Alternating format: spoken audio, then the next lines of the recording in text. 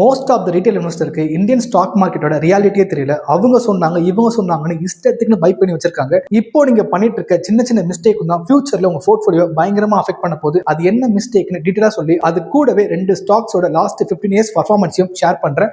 அதுக்கு முன்னாடி இந்த பேஜை ஃபாலோ பண்ணி வச்சு சேவ் பண்ணி வீடியோ ஃபுல்லா பாருங்க.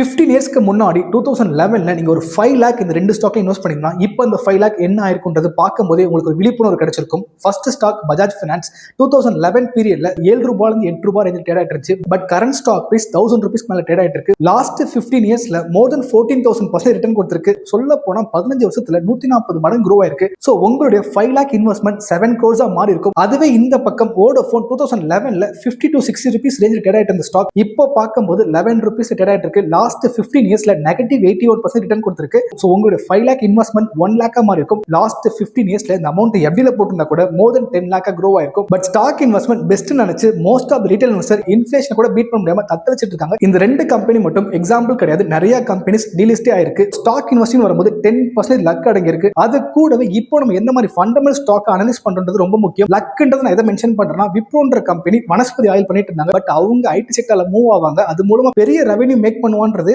வனஸ்பதியா இருக்கும்போது இன்வெஸ்ட் பண்ண பீப்புளுக்கு தெரியாது. இப்போ இன்வெஸ்ட் பண்ண போற நீங்க ஒரு ஸ்டாக்கை ஃபண்டமெண்டல் ரிவ்யூ பண்ணி இன்வெஸ்ட் பண்றது குட் சைனா இருக்கும். ஒரு கம்பெனி சூஸ் பண்ணும்போது அடுத்த 10 வருஷத்துக்கு அப்புறம் இந்த கம்பெனியோட பிசினஸ் ரன் ஆகுமான்றத ஒரு கேள்வியை எழுப்புங்க. சோ இதை பத்தி டீடைலா வேணும் அப்படின்னா நான் ஒரு 5 செக்லிஸ்ட் ஃபாலோ பண்ணுவேன். அந்த செக்லிஸ்ட் அவங்க ஷேர் பண்றேன். அதுக்கு சிம்பிளா வாண்ட்னு கமெண்ட் பண்ணுங்க. நிறைய கமெண்ட்ஸ் வரும்போது கண்டிப்பா நான் ஒரு வீடியோ மேக் பண்றேன். இந்த விஷயத்தை அவங்க ஷேர் பண்ணுன்றதை எப்பயும் சொல்ற மாதிரி தான், இன்வெஸ்டிங் ரொம்ப ஈஸி நண்பா, புரிஞ்சு பண்ணும்போது.